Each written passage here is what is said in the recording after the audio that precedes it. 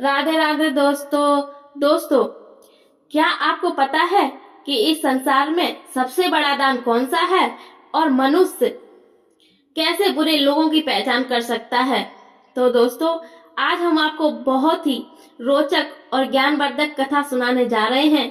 यह कथा न केवल धर्म और पुण्य का महत्व बताएगी, बल्कि ये भी समझाएगी कि इस संसार में सबसे बड़ा दान कौन सा है और मनुष्य कैसे बुरे लोगों की पहचान कर सकता है। दोस्तों, अधूरा ज्ञान कई बार जीवन में बड़ी कठिनाइयों का कारण बन सकता है, इसलिए इस कथा को शुरू से अंत तक ध्यान पूर्वक सुने। कथा आरंभ करने से पहले यदि आपने हमारे चैनल को सब्सक्राइब नहीं किया है तो कृपया सब्सक्राइब करें और वीडियो को लाइक करें और अपने प्रियजनों के साथ शेयर करें। साथ ही कमेंट में जय श्री राधे, जय श्री हरि, जय जय महादेव लिखकर अपने प्रेम और आस्था को प्रकट करें। एक बार भगवान विष्णु और माता लक्ष्मी क्षीर सागर में अपने दिव्य आसन पर विराजमान थे। भगवान विष्णु ने देखा कि माता लक्ष्मी किसी गहरे विचार में डूबी हुई थी। वे चिंतित दिख रही थी। भगवान विष्णु मुस्कुराए और बोले, हे देवी, ऐसा प्रतीत होता है कि आप किसी गहन विचार में डूबी हुई हैं। कृपया निसंकोच होकर अपने प्रश्न पूछें। मैं अवश्य ही आपके प्रश्नों का समाधान करूंगा। माता लक्ष्मी ने उत्तर दिया, हे प्रभु, मैं यह जानना चाहती हूँ कि इस संसार में सबसे बड़ा दान कौन सा होता है और जिससे मनुष्य को सबसे अधिक पुण्य की प्राप्ति होती है, और साथ ही मनुष्य बुरे लोगों की पहचान कैसे कर सकते हैं। भगवान विष्णु मुस्कुराए और बोले, हे देवी, आपने बहुत ही महत्वपूर्ण प्रश्न पूछे हैं जिनका उत्तर मानव जीवन के लिए अत्यंत मूल्यवान है। मैं आपके इन प्रश्नों का उत्तर एक दिव्य कथा के माध्यम से दूंगा, किंतु आपको इस कथा को आरंभ से अंत तक ध्यान पूर्वक सुनना होगा। माता लक्ष्मी ने उत्तर दिया, हे प्रभु, मैं वचन देती हूँ कि इस कथा को पूरी श्रद्धा से सुनूंगी और इसका प्रचार समस्त लोगों में करूंगी। अब आगे क्या हुआ? भगवान विष्णु ने माता लक्ष्मी को कौन सी कथा सुनाई और इस कथा में छिपा रहस्य, सबसे बड़ा रहस्य क्या था? जानने के लिए इस वीडियो को अंत तक जरूर देखें। दोस्तों, श्री विष्णु जी कहते हैं, हे देवी, प्राचीन काल में विजयगढ़ नामक एक विशाल राज्य था। वहाँ के राजा विक्रम सिंह और उनकी रानी सौम्या बहुत ही धर्मपरायण और प्रजा का हित का चाहने वाले थे।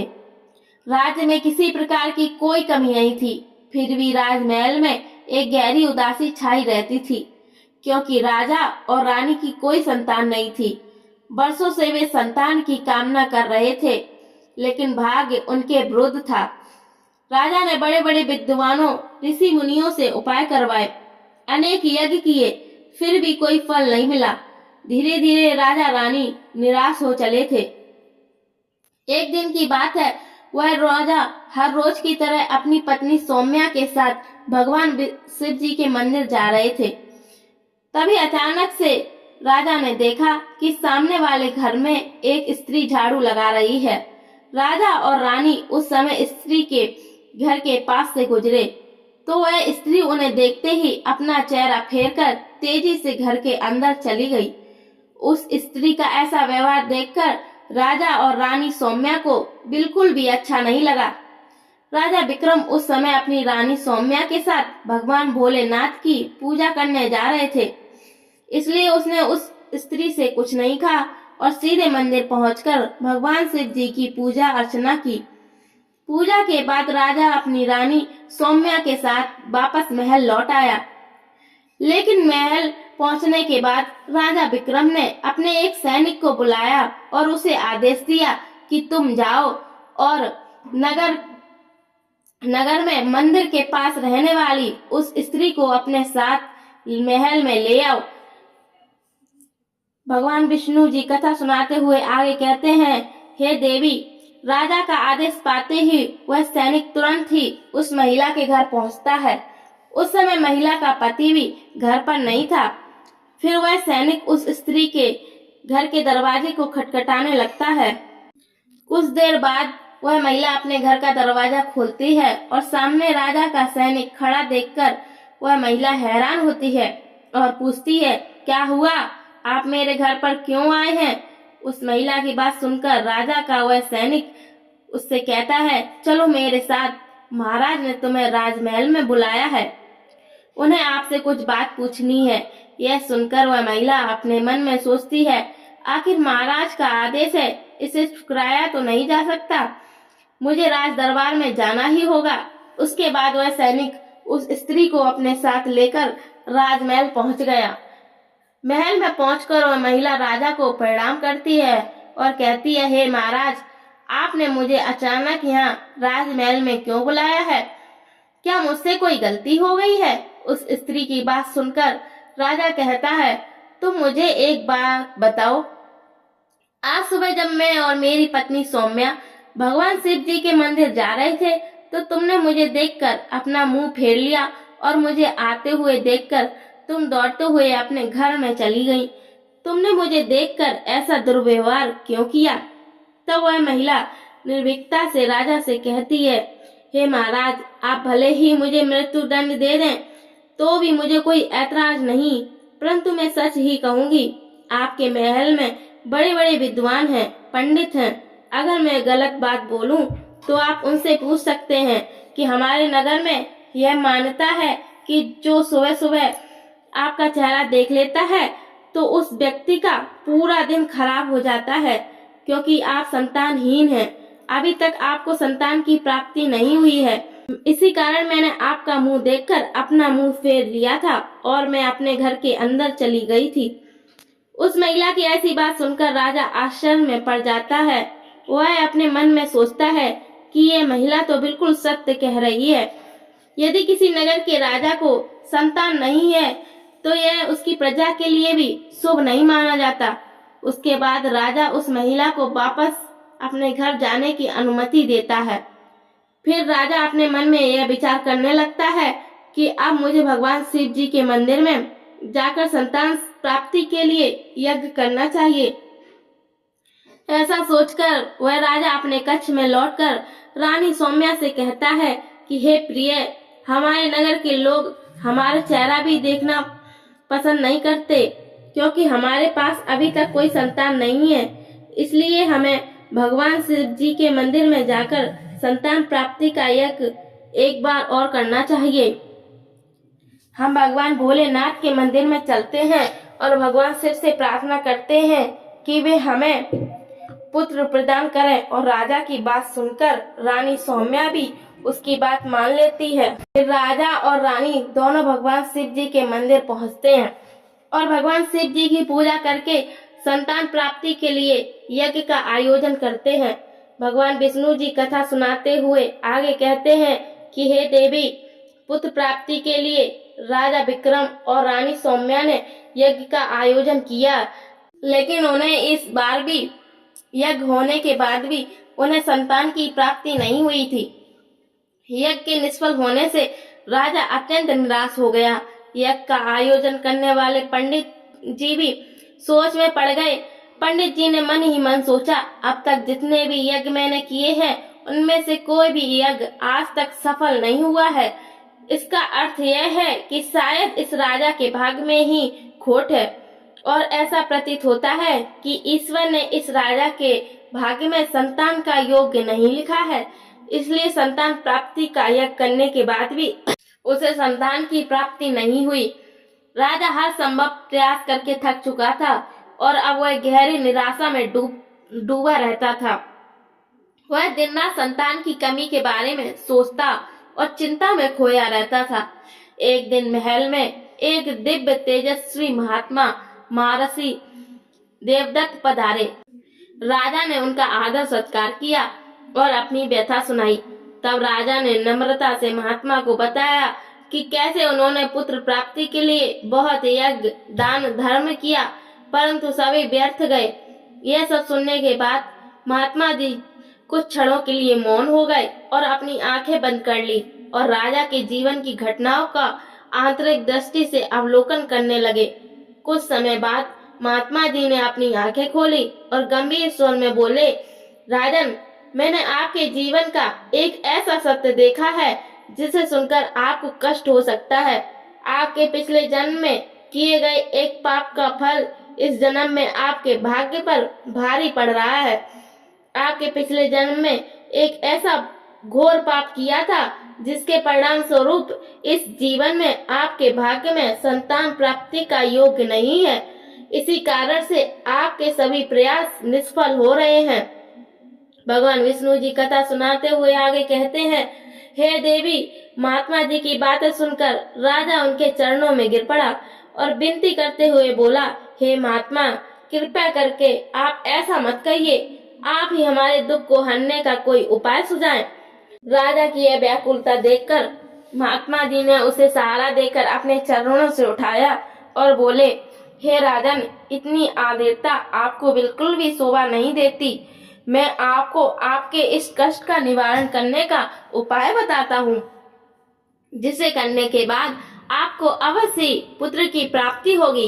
इतना कहकर वे महात्मा जी अपनी पोटली से एक केला राजा को देते हुए कहा, राजन, आप और रानी साहिबा दोनों ही स्नान आदि के बाद इस केला को प्रसाद के रूप में ग्रहण करें। ऐसा करने से आपको निश्चित ही पुत्र की प्राप्ति होगी। परंतु राजन, आप मेरी एक बात याद रखना, इस पुत्र की आयु मात्र 20 वर्ष की होगी। जिस दिन आपके पुत्र की आयु 20 वर्ष की होगी, उसी दिन उसकी मृत्यु हो जाएगी।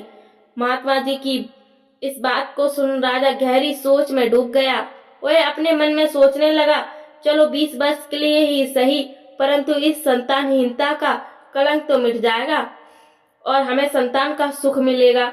राजा ने मन ही मन इस बात को स्वीकार कर लिया और महात्मा जी से निवेदन किया, हे महात्मा देवदत्त, आपका आशीर्वाद और मार्गदर्शन स्वीकार है, कृपया करके हमें यह अवसर दे। महात्मा जी ने मुस्कुराते हुए राजा को आशीर्वाद दिया। राजा और रानी ने महात्मा जी को प्रणाम किया, उनकी चरण वंदना की और विनम्रता पूर्वक आभार व्यक्त किया। वस्त्र, फल, फूल उन्हें समर्पित किए और गहरे आदर के साथ प्रणाम करते हुए कहा, हे महात्मा, आपकी ही कृपा से हमें संतान प्राप्ति का सुख प्राप्त होने जा रहा है, इसलिए आप मेरी यह तुच्छ सी भेंट कृपया कर स्वीकार करें। महात्मा जी राजा की विनम्रता और कृतज्ञता से अत्यंत प्रसन्न हुए। उन्होंने राजा की भेंट को स्वीकार कर उसे आशीर्वाद दिया और कहा, राजन, तुम्हारी भक्ति और संकल्प ही तुम्हारे जीवन को सुधारेंगे, वह अनमोल है। जाओ, तुम्हारी संतान गुणवान और धर्मनिष्ठ होगी। उसके बाद राजा ने महात्मा जी का आशीर्वाद पाकर उन्हें सम्मान पूर्वक विदा किया। इसके बाद राजा और रानी स्नान आदि कर भगवान भोलेनाथ का प्रसाद मानते हुए श्रद्धा से उस केले के फल को ग्रहण करते हैं। उसके कुछ ही दिनों बाद रानी गर्भवती हो जाती है, जिससे रानी बहुत ही प्रसन्न हो जाती है। जब राजा ने यह शुभ समाचार सुना तो वह खुद भी खुशी से झूम उठा। संतान प्राप्ति का वह सुखद समाचार सुनने के बाद राजा ने मन ही मन महात्मा जी के प्रति अपनी कृतज्ञता प्रकट की और बहुत ही खुशियां मनाता है।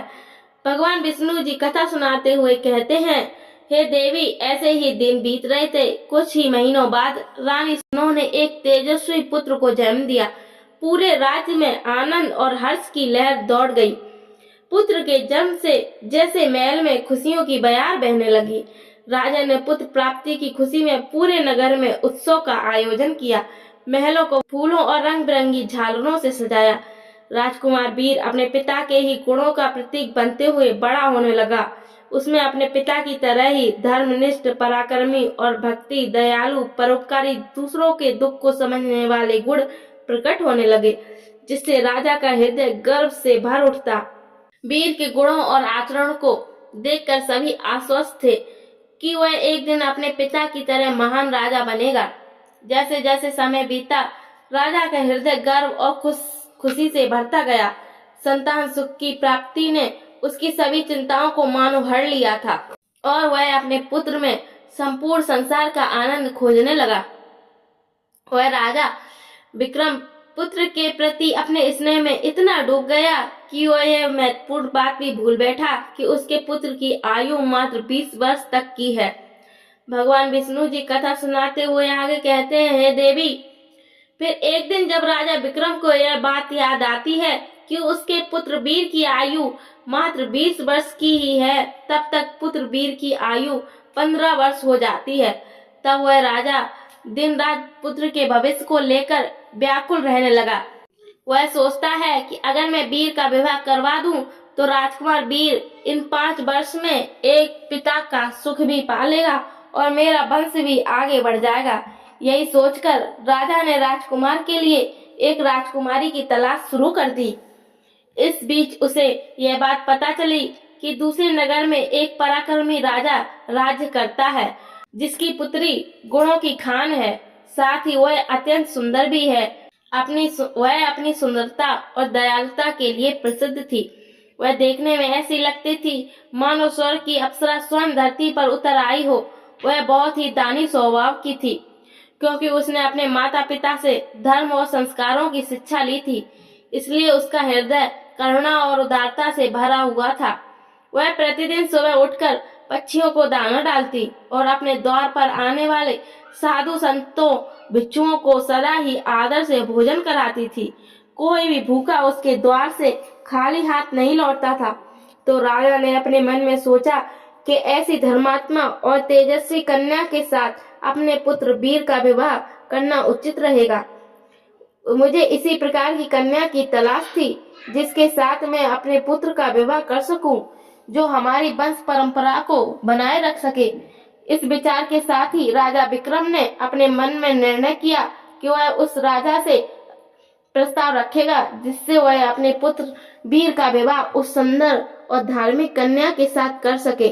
भगवान विष्णु जी माता लक्ष्मी से कहते हैं, हे देवी। फिर राजा विक्रम ने अपने पुत्र के विवाह का प्रस्ताव संदेश वाहक के माध्यम से दूसरे नगर के राजा तक पहुंचाया।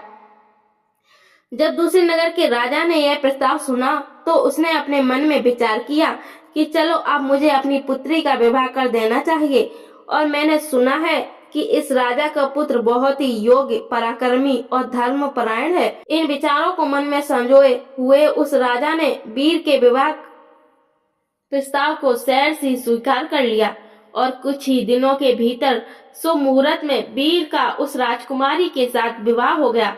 वह राजकुमारी न केवल सुंदर थी बल्कि बहुत ही दयालु स्वभाव की थी। उसने अपने बचपन से ही यह नियम बनाया था कि जब तक वह किसी भूखे या असहाय प्राणी को भोजन नहीं करवाती तब तक वह स्वयं भोजन ग्रहण नहीं करती थी। उसके माता पिता ने उसे सेवा और दान की भावना सिखाई थी और उसने उसे अपने जीवन का अटूट हिस्सा बना लिया था। विवाह के पश्चात राजकुमारी का यह नियम उसके ससुराल में भी जारी रहा। हर सुबह वह महल के द्वार पर जाकर जरूरतमंद लोगों को भोजन करवाती और अपने हाथों से उन्हें अन्न दान करती। उसकी यह दया भावना देखकर महल के सभी लोग उसका बहुत सम्मान करने लगे थे। धीरे धीरे ऐसे ही समय गुजर रहा था और हर गुजरते दिन के साथ वीर की उम्र भी कम हो रही थी। राजा और रानी इस बात को लेकर मन ही मन चिंतित रहते थे कि उनका पुत्र अब अपने जीवन के अंतिम समय की ओर बढ़ रहा है। उन्हें महात्मा की वह भविष्यवाणी हमेशा याद रहती कि वीर की आयु केवल 20 वर्ष की ही होगी। इस दुखद सत्य को केवल राजा विक्रम और रानी सौम्या ही जानते थे। उन्होंने यह बात अपने महल में किसी को नहीं बताई थी ताकि महल में कोई चिंता का माहौल ना बने। जैसे जैसे वीर की आयु 20 वर्ष की ओर बढ़ती जा रही थी, राजा विक्रम और रानी सौम्या के दिल की धड़कनें तेज हो जाती थी। अपने पुत्र के प्रति उनका प्रेम और मोह इतना अधिक था कि वे चाहकर भी इस चिंता से मुक्त नहीं हो पाते थे। भगवान विष्णु जी कथा सुनाते हुए आगे कहते हैं, हे देवी, फिर वह दिन भी आ जाता है जब वीर के जीवन के मात्र 3 दिन शेष रह जाते हैं। राजा और रानी का दिल भारी हो जाता है। राजा बार बार अपने मन में सोचने लगा कि अब मैं क्या करूं? मेरा पुत्र 3 दिन बाद मुझसे हमेशा के लिए दूर हो जाएगा। क्या कोई ऐसा उपाय नहीं है जिससे मैं उसे बचा सकूं? रानी सौम्या भी इस दुख से भरी थी और हर पल अपने पुत्र के जीवन की कल्पना करती रहती थी। इसलिए उनके पुत्र मोह ने उन्हें बीमार और कमजोर बना दिया था। दोनों इतने दुखी थे कि अब उन्होंने भोजन करना भी छोड़ दिया था, परंतु अपनी पीड़ा को उन्होंने किसी के सामने प्रकट नहीं किया। वे नहीं चाहते थे कि महल के लोग उनके पुत्र की मृत्यु की बात सुनकर दुखी हो और चिंता में पड़ जाएं। जैसे ही सुबह होती ही राजा और रानी अपनी चिंता और दुख से व्याकुल होकर भगवान भोलेनाथ के मंदिर में बैठकर उनकी पूजा अर्चना में लग जाते थे। वे दोनों भगवान भोलेनाथ से प्रार्थना करते हुए कहने लगे, हे प्रभु, आप कृपा करके हमें पुत्र की मृत्यु होने के दुख को सहन करने की शक्ति दीजिए। हम जानते हैं कि जो भी किसी के भाग्य में लिखा होता है उसे कोई नहीं बदल सकता, वह होकर ही रहता है, परंतु हमारे लिए यह समय बहुत ही कठिन है। उधर राजकुमार वीर की पत्नी अपने धर्म कर्म के कामों में लगी हुई थी। हर दिन वह भूखे गरीबों और निर्धनों को भोजन कराती रही, पक्षियों को दाना डालती थी और जरूरतमंदों की सहायता में लगी रहती थी। उसे अपने पति की आयु के बारे में कुछ भी पता नहीं था, इसलिए वह निश्चिंत होकर अपने कार्यों में मग्न थी। इसी बीच यमलोक में धर्मराज जी ने देखा कि आज राजकुमार वीर की मृत्यु का दिन आ गया है, तो उन्होंने तुरंत ही अपने 2 प्रमुख दूतों को बुलाया और उन्हें आदेश दिया, जाओ और अब से कुछ समय बाद राजकुमार वीर के प्राण उसके शरीर से निकालकर अपने साथ यमलोक ले आओ, परंतु ध्यान रहे कि उसकी मृत्यु एक विशेष कारण से होनी चाहिए। उसकी मृत्यु एक सांड द्वारा पीछे से ठोकर मारने से ही होगी। जब वह सांड राजकुमार वीर को पीछे से ठोकर मारेगा तभी उसके प्राण निकलेंगे। इसके लिए तुम दोनों एक सांड के पास जाकर उसे राजकुमार वीर की मृत्यु के लिए प्रेरित करो। धर्मराज के आदेशानुसार वे दोनों दूत यमलोक से धरती पर जाने के लिए तत्पर हो गए। भगवान विष्णु जी माता लक्ष्मी से कहते हैं, हे देवी, दोनों यमदूत राजकुमार वीर के प्राण लेने के लिए आकाश मार्ग से होते हुए पृथ्वी लोक पहुंच जाते हैं। दूसरी ओर धर्मराज की माया के प्रभाव से एक सांड ने अपने मन में सोचा कि आज मुझे राजमहल के सुंदर बगीचे में प्रवेश करना चाहिए और वहां घूमना चाहिए। मुझे देखना चाहिए कि राजमहल का बगीचा कैसा है। फिर बिना किसी रुकावट के वह सांड धीरे धीरे चलते हुए महल के बगीचे में जा पहुंचा। संयोग से यह वही बगीचा था जहां राजकुमार वीर प्रतिदिन टहलने के लिए आते थे। धर्मराज की माया से प्रेरित हो वह सांड जैसे ही बगीचे में प्रवेश करता है तो वहां जाकर वह घास चरने और इधर उधर घूमने लगता है। उसी समय धर्मराज जी के 2 दूत राजमहल के बगीचे के द्वार के पास खड़े हो गए। वे दोनों बगीचे के भीतर की गतिविधियों पर नजर बनाए रखे थे। कुछ समय बाद राजकुमार वीर उस बगीचे में टहलने के लिए आता है। राजकुमार वीर को सांड के वहां होने का एहसास नहीं था। वह अपने विचारों में खोए हुए बगीचों में टहलने लगता है। तब वे दोनों यमदूत अपने मन में सोचते हैं, अब बस थोड़ी ही देर में राजकुमार वीर की आयु समाप्त होने का समय निकट आ जाएगा। हमें इंतजार है उस पल का जब यह सांड राजकुमार को ठोकर मारेगा, तब हम उसके प्राण लेकर यमलोक लौट जाएंगे। जब वे दोनों दूत ये विचार कर रहे थे तभी क्या होता है, उसी नगर में एक निर्धन ब्राह्मण दीनानाथ रहता था। उस ब्राह्मण की एक पुत्री सुशीला थी, जिसका समय रहते उसने विवाह तो कर दिया था, लेकिन दुर्भाग्य से उसकी बेटी सुशीला का पति एक दुष्ट प्रवृत्ति का व्यक्ति था, जो बहुत ही मदिरापान करता था, जुआ खेलता था और पराई स्त्रियों के साथ संबंध बनाता था। यही नहीं, वह अपनी पत्नी को नशे में अक्सर मारता पीटता था और उसे घर से निकालना चाहता था। उसकी इस आदत के कारण गरीब ब्राह्मण की बेटी सुशीला बहुत ही दुखी और पीड़ित रहने लगी और फिर वह एक दिन गर्भवती हो जाती है। इसलिए एक दिन उसने अपने पति की मारपीट से तंग आकर उसने उसे छोड़कर वह अपने पिता के घर अपने मायके आ जाती है। वह आंसुओं से भरी आंखों के साथ अपने पिता से कहती है, पिताजी, आज के बाद मैं अपने पति के साथ नहीं रह सकती, क्योंकि वह मुझे रोज मारता पीटता है और बुरी तरह से अपमानित करता है और मैं उसके इस व्यवहार से तंग आकर उसको छोड़कर मायके चली आई हूँ आपके पास। मुझे क्षमा कर दीजिए। पर अब मैं अपने मायके में ही रहना चाहती हूँ। उसका पिता अब बहुत ही वृद्ध हो चुका था और अब उसकी कमाई का कोई ठोस साधन नहीं था, जिसके कारण उसे प्रतिदिन नगर के विभिन्न घरों में जाकर भिक्षा मांगनी पड़ती थी, ताकि वह किसी प्रकार अपने और अपने परिवार का पेट भर सके। भगवान विष्णु जी कथा सुनाते हुए आगे कहते हैं, हे देवी, जब उसकी बेटी सुशीला का गर्भकाल पूरा हुआ तो उसने एक सुंदर पुत्र को जन्म दिया, लेकिन जन्म देने के बाद उसे बहुत तेज भूख लगने लगी। उसे भोजन की आवश्यकता थी।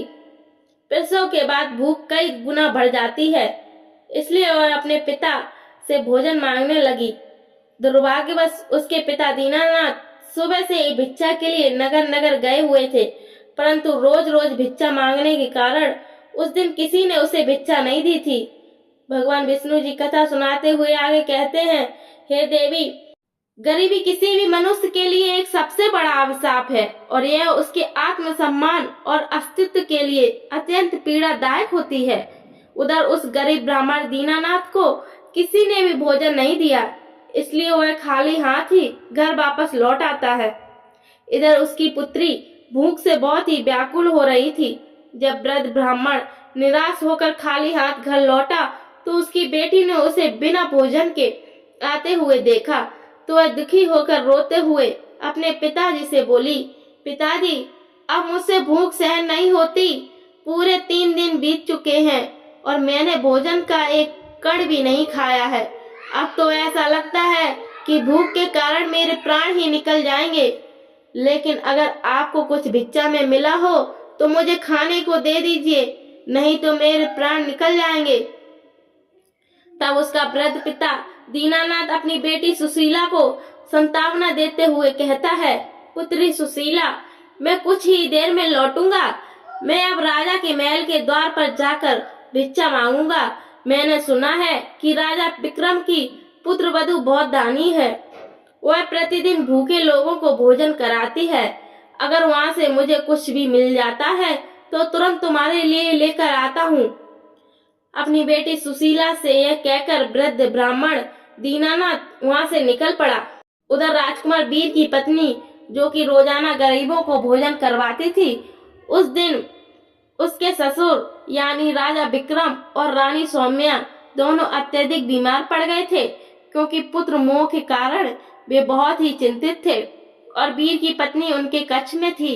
इसलिए आज उसने भी गरीबों को भोजन नहीं करवाया था, परंतु उसने अपने पति के लिए भोजन बनाया था और भोजन की थाल सजाकर रख दी थी कि जब उसका पति बगीचे से लौटेगा तो वह उसे भोजन कराएगी, क्योंकि उसका पति अभी अपने माता पिता के पास से बैठकर उनकी सेवा करके अपने बगीचे में घूमने के लिए गया हुआ था।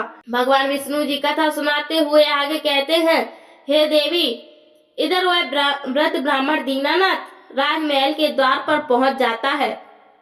जब राजकुमार की पत्नी ने उसे देखा तो उसके मन में उस वृद्ध ब्राह्मण के प्रति दया उमड़ आई। उसके बाद वह वृद्ध ब्राह्मण दीनानाथ उस राजकुमार वीर की पत्नी की तरफ देखकर विनम्रता से उससे कहता है, हे पुत्री, यदि मुझे कुछ भोजन मिल जाए तो तुम्हारा बड़ा ही उपकार होगा। राजकुमार की पत्नी को उस ब्राह्मण की बात सुनकर उस पर बहुत दया आई। उसने सोचा, यह तो कोई गरीब ब्राह्मण है जो भूखा है और मुझसे भोजन मांग रहा है। यह सोचकर राजकुमार वीर की पत्नी उसे भोजन देने के लिए तैयार हो गई। लेकिन अचानक वह अपने मन में सोचने लगती है कि यह भोजन तो मैंने अपने पति के लिए बनाया है। अगर मैं इसे यह भोजन दे दूंगी तो मेरे पति क्या खाएंगे। लेकिन अगले ही पल उसने सोचा, मेरे पति तो अब भी बगीचे में घूमने के लिए गए हुए हैं।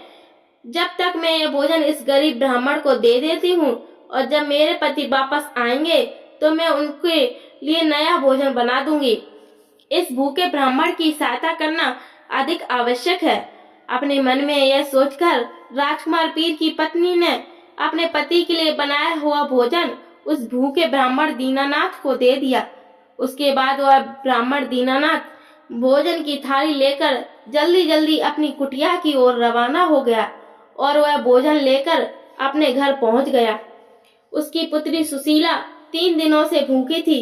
उसने 3 दिनों से कुछ भी नहीं खाया था और उसके चेहरे पर भूख की पीड़ा साफ झलक रही थी। उधर राजकुमार वीर, जो बगीचे में टहलने गया था, अपने कक्ष की ओर वापस लौट रहा था। बगीचे के बाहर खड़े यमदूत राजकुमार के प्राण लेने के लिए तैयार थे और वह सांड भी धर्मराज की माया से प्रेरित होकर वही घूम रहा था।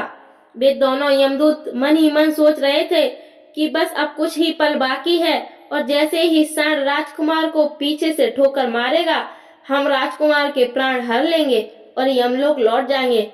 भगवान विष्णु माता लक्ष्मी से कहते हैं, हे देवी, इधर वह वृद्ध ब्राह्मण अपने घर पहुंचा और उसने तुरंत अपनी भूखी बेटी को वह भोजन दे दिया। तब उसकी बेटी उससे कहने लगी, पिताजी, यह भोजन आप कहाँ से लाए हैं? तब वृद्ध ब्राह्मण ने उत्तर देते हुए कहा, पुत्री सुशीला, यह भोजन मुझे महारानी ने दिया है। राजा की पुत्र वधू बहुत ही दयालु और उदार हृदय की है। उसने मुझ पर दया करके मुझे यह स्वादिष्ट भोजन दिया है। उस भोजन को देखकर उस वृद्ध ब्राह्मण दीनानाथ की बेटी सुशीला की आत्मा से आशीर्वाद निकलने लगा। वह भगवान से प्रार्थना करने लगी कि हे भगवान, जिसने भी मेरे पिता को यह भोजन दिया है, उसका सुहाग अमर रहे और वह सदा सौभाग्यवती बनी रहे। जैसे ही उसने भोजन का निवाला अपने मुंह में डाला, उसकी आत्मा की तृप्ति हो गई और उसकी आत्मा से सच्चे मन से आशीर्वाद निकलने लगे कि महारानी का पति दीर्घायु और स्वस्थ रहे। इधर राजकुमार वीर अपने महल की ओर बढ़ रहा था और बगीचे के बाहर खड़े यमदूत उसकी मृत्यु का बेसब्री से इंतजार कर रहे थे। परंतु जैसे ही राजकुमार बगीचे में उस सांड के सामने पहुंचा, तो सांड ने तुरंत उसे पीछे से ठोकर मारने के लिए अपनी ताकत जुटाई। वह अपनी सींग से उसे मारने ही वाला था कि तभी अचानक से 2 देवदूत वहां प्रकट हो जाते हैं और अपनी दिव्य शक्ति से उस सांड को बेहोश कर देते हैं। वह सांड हिल भी नहीं पा रहा था, उसमें आगे बढ़ने की बिल्कुल भी शक्ति नहीं बची थी। इस पर वह सांड अपने मन में सोचने लगा कि ये मुझे क्या हो गया? अभी तो मैं इस राजकुमार को पीछे से ठोकर मारने आया था और अब मैं खुद ही चलने में असमर्थ हूँ। उसकी समझ में नहीं आ रहा था कि ये सब कैसे और क्यों हो रहा है। भगवान विष्णु जी माता लक्ष्मी से कहते हैं, हे देवी, ये सब उस ब्राह्मण की भूखी बेटी के आशीर्वाद का प्रभाव था जो उसने भोजन करते समय दिया था। उस आशीर्वाद की शक्ति के कारण ही वे देवदूत वहां आकर खड़े हो गए। इसके बाद वे देवदूत यमराज के उन दूतों से कहते हैं कि हे यमदूत, तुम इस राजकुमार वीर के प्राण नहीं ले सकते। जिस प्रकार श्राप का असर दिखा सकता है, उसी प्रकार आशीर्वाद भी फलित हो सकता है। अब राजकुमार और सांड के बीच वे 2 देवदूत आशीर्वाद रूपी दीवार बनकर खड़े थे और राजकुमारी का दान मृत्यु के समय को आगे नहीं बढ़ने दे रहा था। फिर वे यमदूत उन देवदूतों से कहते हैं, हे देवदूतों, तुम सभी यहाँ से लौट जाओ और हमें हमारा काम करने दो, क्योंकि हमारा उद्देश्य है इस राजकुमार के प्राण लेकर यमलोक लौट जाना। तब देवदूतों ने दृढ़ता से उत्तर दिया, नहीं यमदूतों, ऐसा कभी नहीं हो सकता। हमारे रहते ये असंभव है, क्योंकि हमें स्वयं भगवान शिव जी ने यहाँ भेजा है। दोनों पक्षों के बीच बहस छिड़ गई। देवदूतों की अद्वितीय शक्ति के सामने यमदूत असहाय हो गए और हार मानकर वापस यमलोक लौट गए। यमलोक में पहुंचकर यमदूतों ने यमराज जी से कहा, हे महाराज, हम उस राजकुमार के प्राण नहीं ले पाए। तब यमराज जी अपने उन दूतों से कहते हैं, ये कैसी विडंबना है, तुम लोग खाली हाथ वापस क्यों आए? यमराज जी की बात सुनकर यमदूत यमराज जी से कहते हैं, हे महाराज, हम उस राजकुमार के प्राण लेने के लिए गए थे, लेकिन अचानक से पता नहीं 2 देवदूत हमारे सामने आकर खड़े हो गए और उन दोनों के सामने हमारी कोई भी शक्ति काम नहीं कर पाई। यमराज ये सुनकर सोच में पड़ गए और बोले, ऐसी कौन सी बड़ी शक्ति है जो उस राजकुमार की मृत्यु के मार्ग में बाधा बन रही है? फिर वे यमदूत यमराज जी से कहते हैं, हे महाराज, एक तो उसके दान की शक्ति और आशीर्वाद की शक्ति, जिसने देवदूतों को और भी शक्तिशाली बना दिया है। तब यमराज भी अपने दूतों से कहते हैं, लगता है यह कार्य तुमसे नहीं हो पाएगा, तुम लोग रहने दो, मुझे स्वयं पृथ्वी लोक पर जाकर उस राजकुमार के प्राण लेने होंगे। भगवान विष्णु जी कथा सुनाते हुए आगे कहते हैं, देवी फिर अपने दूतों से इतना कहकर यमराज जी स्वयं पृथ्वी लोक पर पहुंच जाते हैं और उस राजा के महल के बगीचे में प्रकट हुए। वहां उन देवदूतों से यमराज जी कहते हैं, हे देवदूतों, क्या तुम लोग नहीं जानते कि विधि का विधान अटल है। जब किसी की आयु पूरी हो जाती है तो उसे यमलोक जाना ही होता है, और इस राजकुमार की भी आयु अब पूर्ण हो चुकी है, इसलिए मैं इसके प्राण लेने आया हूँ। तब देवदूतों ने यमराज से कहा, हे प्रभु, आप हमें बताइए कि ब्रह्मा जी और विष्णु जी को भी श्राप का प्रभाव सहना पड़ा था। यदि श्राप का मान रखा जा सकता है तो क्या आशीर्वाद का मान नहीं रखा जा सकता। इस राजकुमार को भूखे को भोजन देने का आशीर्वाद प्राप्त है। उन देवदूतों की बात सुनकर यमराज जी उन देवदूतों से कहते हैं, आप लोग सत्य कह रहे हैं, परंतु अब मुझे क्या करना होगा। तब देवदूत महाराज जी से कहते हैं कि आप लोग सत्य कह रहे हैं, परंतु अब मुझे क्या करना होगा। तब वे देवदूत यमराज जी से कहते हैं, हे प्रभु, आप इस राजकुमार की आयु 100 वर्ष कर दीजिए, इसके बाद ही आप इस राजकुमार के प्राण लेने के लिए पधार सकते हैं। और यही भगवान शिव जी का भी आदेश है। उन देवदूतों की बात सुनकर यमराज जी ने राजकुमार की वीर की आयु 100 वर्ष कर दी और वापस यमलोक लौट गए।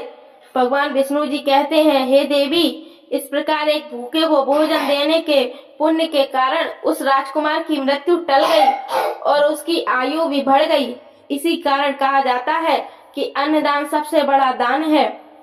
भगवान विष्णु माता लक्ष्मी से बोले, हे देवी, इस कथा से यह सिद्ध होता है कि संसार में सबसे बड़ा दान अन्नदान है। जो व्यक्ति बिना स्वार्थ के अपने प्रियजनों के लिए त्याग करने को तैयार है, वही सच्चा परोपकारी होता है। और जहाँ तक बुरे लोगों की पहचान की बात है, तो जो व्यक्ति दूसरों की सफलता से जलता है, जो हमेशा नकारात्मक बातें करता है, जो अपने स्वार्थ के लिए किसी का भी अहित करने को तत्पर रहता है, वही बुरा व्यक्ति होता है। ऐसे लोगों से सदैव बचना चाहिए। माता लक्ष्मी ने प्रसन्न होकर कहा, हे प्रभु, आपकी यह कथा अत्यंत ज्ञानवर्धक है, इसे मैं देवलोक में जरूर सुनाऊंगी। तो दोस्तों, इस कथा से हमने यह सीखा कि सबसे बड़ा दान अन्नदान है और बुरे लोगों की पहचान उनके स्वभाव से की जा सकती है। अगर आपको यह कथा पसंद आई हो तो इसे लाइक करें, शेयर करें और कमेंट करें, और कमेंट में जय श्री हरि अवश्य लिखें। तो मिलते हैं अगले वीडियो में, तब तक के लिए आप अपना ख्याल रखिए। धन्यवाद।